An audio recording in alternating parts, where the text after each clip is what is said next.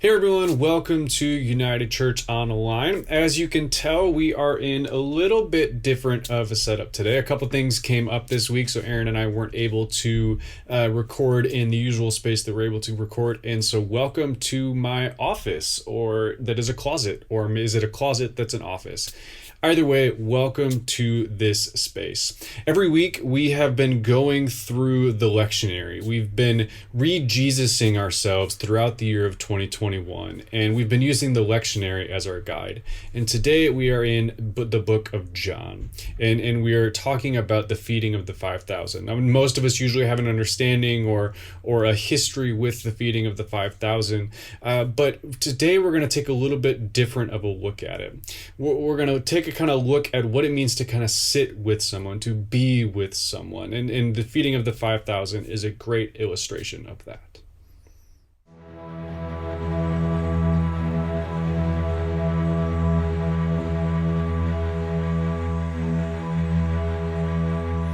We build our house on you. We place our trust in you. Our hope is found in you alone. We build our house on you.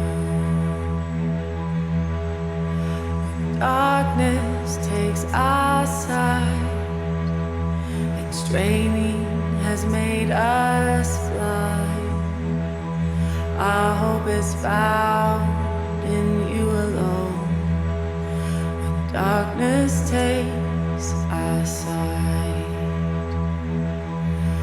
rulers rule by fear, your rule of love will still be here. Our hope is found in you alone.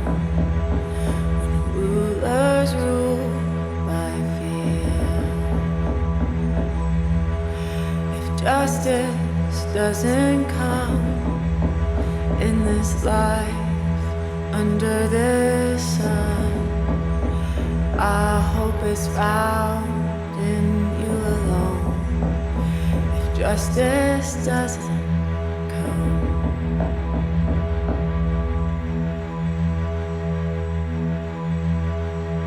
so justice come, justice come. Roll on down the hills, come on. Roll on through the prairies deep, roll on o'er the mountains steep, roll on through the deepest seas. Justice come, justice come.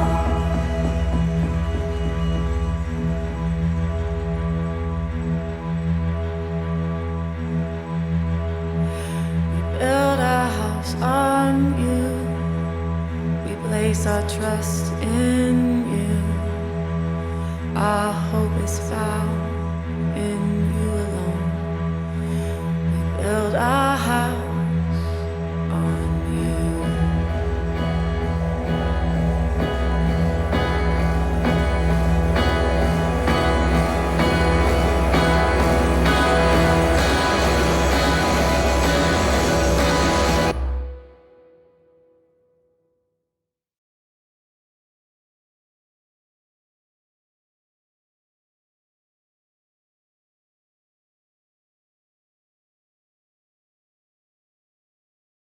Sometime after this, Jesus crossed to the far shore of the Sea of Galilee, that is, the Sea of Tiberias. And a great crowd of people followed him, because they saw the signs he had performed by healing the sick. Then Jesus went up on a mountainside and sat down with his disciples. The Jewish Passover festival was near. When Jesus looked up and saw a great crowd coming toward him, he said to Philip, "Where shall we buy food for these people to eat?" He asked this only to test him, for he had already had in mind what he was going to do. Philip answered him, "It would take more than half a year's wages to buy enough bread for each one to have a bite." Another of his disciples, Andrew, Simon Peter's brother, spoke up. "Here is a boy with 5 small barley loaves and 2 small fish, but how far will they go among so many?" Jesus said, "Have the people sit down." There was plenty of grass in that place, and they sat down. About 5,000 men were there. Jesus then took the loaves, gave thanks, and distributed to those who were seated as much as they wanted. He did the same with the fish. When they had all had enough to eat, he said to his disciples, "Gather the pieces that are left over, let nothing be wasted." So they gathered them and filled 12 baskets with the pieces of the 5 barley loaves left over by those who had eaten. After the people saw the sign Jesus performed, they began to say, "Surely this is the prophet who is to come into the world." Jesus, knowing that they intended to come and make him king by force, withdrew again to a mountain by himself. 70 weeks. 70. That's how long it had been for us as a church community, since we were all gathered together in one place. 70 weeks. I don't know about you, but that seems so unfathomable. But we finally ended the streak. And I don't know about you, but I'm still buzzing about last Sunday. I'm so grateful for Carlos and Kristen for opening up their backyard. I'm grateful for Trevor and Andy and Nicole for leading us in worship. 70 weeks since we have been able to lift our voices as one to our God and King together. It was so special. It was beautiful. I'm grateful for Taylor and her impeccable design and decoration choices to help the space feel special, to create a single table that stretched throughout the yard, one table to signify our unity, one table to signify our hope of togetherness, one table to help us remember that you'll never walk alone. I'm still buzzing about last Sunday. Hearing your collective laughter, to see your care for one another, listening to each other's stories of the pandemic, hearing you all talk about the one thing that you were most proud of that you accomplished throughout the pandemic. I have to admit, I was a bit emotionally overwhelmed and unprepared to see Story write out her proudest achievement, being that she had made it through 6 surgeries during the pandemic. 6. When I helped her write that down, I had to catch myself from breaking out in tears, knowing just how much she and Carlos and Kristen have had to endure this past year in the midst of the lockdown. We've all gone through so much. Each of our stories are full of joys and moments of pride, but they're also full of pain and grief and trauma. These 70 weeks, we have run the gamut of highs and lows, and yet throughout it all, we've remained. We're still here. And I couldn't be more proud of us as a community. I couldn't be more proud of how we have remained, how we have centered ourselves in the midst of this global pandemic around Jesus and his heart, his mind, and his ways. To continue pressing forward as a people, committed to one another and Jesus in a radical sort of love. So yeah, I'm still buzzing about last Sunday. It was so unbelievable to share a meal with you all, to participate in communion, to worship together, and to begin the path forward into our next normal. This morning's lectionary passage is John chapter 6. It's Jesus' miracle of feeding the 5,000. And for those of you that are new to our community, this year we've committed to walking through the gospel passages in the lectionary, to zero in on the stories of Jesus so that we can listen well and learn more about who Jesus was and is. So that we can be transformed into his likeness, so that we can emulate his heart, his mind, and his ways in our interactions with one another and in the world around us. I oftentimes wonder what it would look like if there were more people who called themselves followers of Jesus that actually lived out his heart, his mind, and his ways. Do you know how revolutionary that would be? That is my hope for us in this season and our lives, that we would center ourselves around the heart, the mind, and the ways of Jesus, so that we might love radically that we might think differently, that we might live intentionally, and that this way of Jesus might be the focus of our lives. This is why it's so important for us to listen to the stories of Jesus, to know the stories of Jesus, to insert ourselves into the story, and to wrestle with the ways we have been shaped and formed by our culture, and allow the tender care and push of Jesus to shape us and form us and mold us into his ways, his mind, and his heart. And so we find ourselves at the shore of the Sea of Galilee, where a large crowd had formed who kept following him, watching and waiting for him to perform yet another miracle.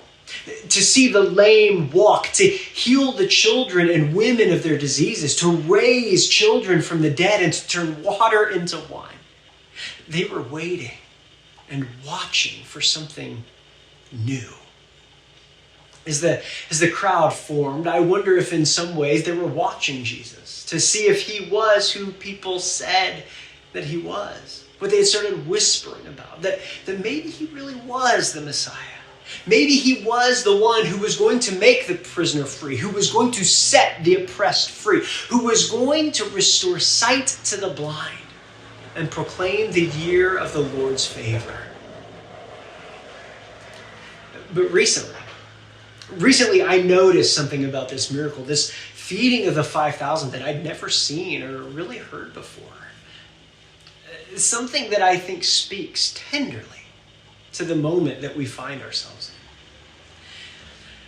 in. This miracle is found in each of the four Gospels, Matthew, Mark, Luke, and John, and each tell the story in similar fashion. However, immediately preceding the feeding of the 5,000, we read about the execution of Jesus' cousin, John the Baptist.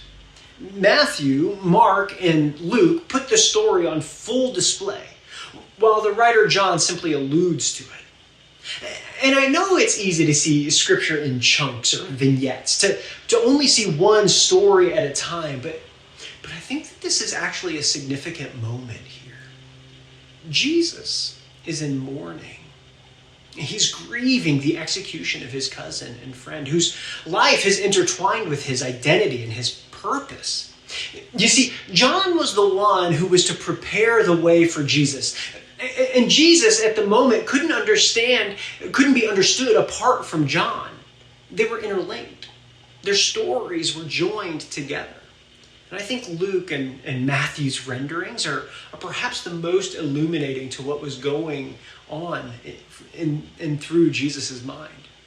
You see, Jesus had just sent out his friends. He sent out the 12 disciples to do what he had been doing, perform miracles and announce that the kingdom of God had come near.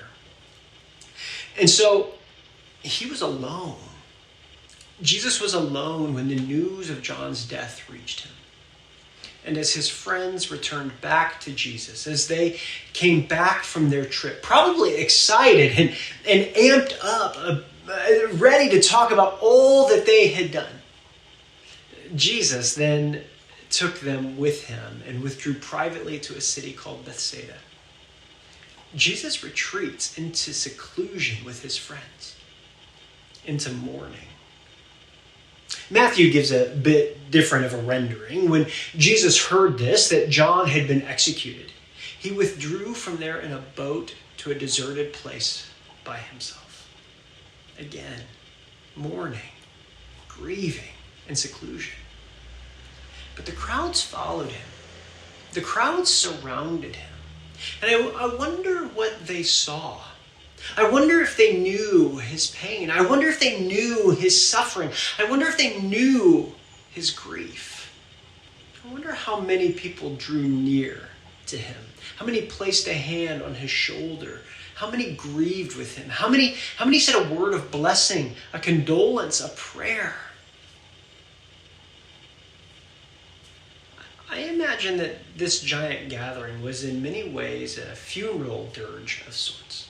I wonder if they shared stories of John.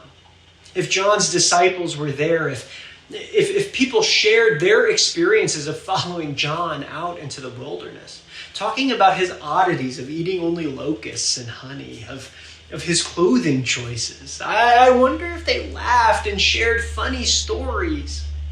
I wonder if they shared about how John changed them, showed them the kingdom, sharing how he baptized them, showing them the way ahead, continually pointing them to Jesus.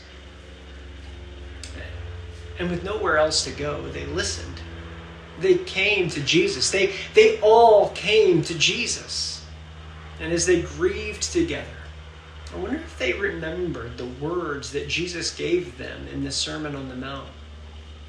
Blessed are those who mourn, for they will be comforted. And together, they were comforted. But I think it goes further than this. I think there's something extremely instructive for us in this passage. You see, I think grief and lament give us eyes to see. Grief and lament are healthy expressions of a deep love. And if we tap into that love, if we tap into that deep love, our grief and lament, we get new eyes to see what is happening all around us. We get new eyes to see the grief and lament of others. And those new eyes draw us together as one. You see, as the crowd surrounded Jesus, as they lamented and grieved together, Jesus had compassion on them. Matthew says that Jesus had compassion for them and cured their sick. In the midst of his grief, Jesus saw their grief. In the midst of his pain, Jesus saw their pain. In the midst of his lament, Jesus saw their lament, and he acted. You see, I think we often think of Jesus in rather robotic ways, that he walked around and just healed people, that he simply went boop and moved on to the next one. Sure, he may have smiled, he may have winked or touched the person he healed, but we think of it in rather stoic terms. I don't think that was Jesus. I think as he was healing people, he was sharing his grief, and they were sharing their grief. He was opening his eyes to their pain, and they were opening their eyes to his pain. And he was healing them from a deep love. He was healing them as they shared stories, and as he shared stories, they came together in their shared pain, in their shared grief, in their shared traumas. And they were healed. You see, each and every one of us are carrying with us an accumulated amount of grief and trauma and pain. We're all walking through this grief debt, where grief is compounded upon grief. So much so that we haven't truly taken the time to walk through our grief. It has simply stacked and piled grief upon grief upon grief in this season, and it's been so hard. It's been hard to walk through all of it because of this pandemic, because it's quite literally been one thing after another, after another, after another, grief piled upon grief, and we haven't been able to walk it together. We've felt so alone. And as we gathered together last Sunday, there was a lot of excitement and trepidation mixed with an air of grief, the elephant in the room. It's going to take us a lot of time to untangle all of that grief that we're carrying. A lot of time, years upon years.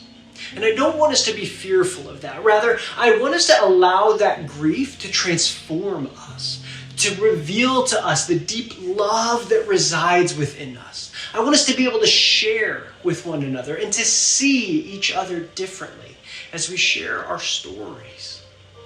And through it all, that we may have compassion for one another, that we may help each other find healing. Blessed are those who mourn, for they will be comforted. The feeding of the 5,000, this enormous potluck, carried grief in the air, and yet it also carried hope and healing, gratitude and grace. I think we experienced this together last Sunday as we set our intentions on the path ahead. I think we caught a glimpse of the next normal that awaits us down the road. And it was beautiful. It was a people committed to each other and to the ways of Jesus, devoted to an ethic of love. May we continue this commitment to each other and Jesus. May we continue this commitment to the ways of love, the ways of loving God, the ways of loving our neighbor, the ways of loving each other, and the ways of loving this creation. Let us press in together on this path ahead toward our next normal. And as always, may the peace of Christ be with you.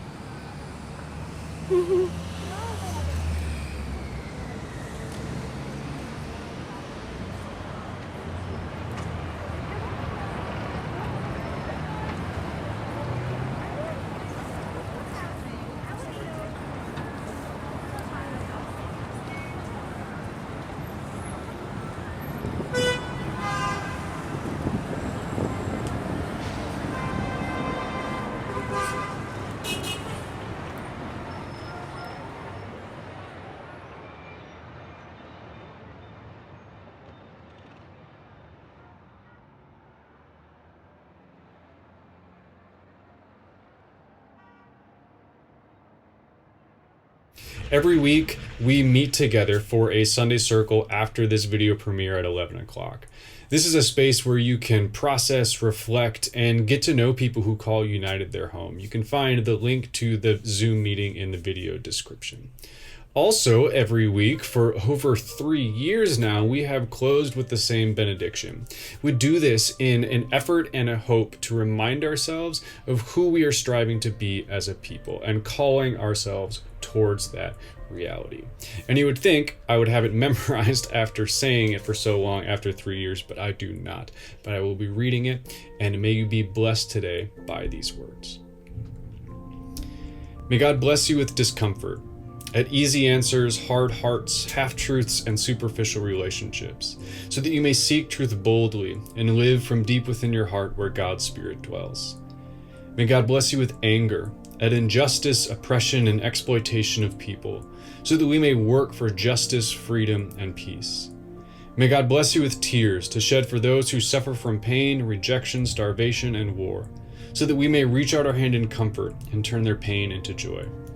May God bless you with foolishness, to believe that through Jesus Christ we'll have the strength and power necessary to create change in this world and in our neighborhoods, so that together we will courageously try what others claim cannot be done. May God bless you with remembrance, that we are called to continue God's redemptive work of love and healing in God's place, in and through God's name, in God's Spirit, continually creating and breathing new life and grace into everything and everyone we touch. Let it be so. Be in peace, and God bless.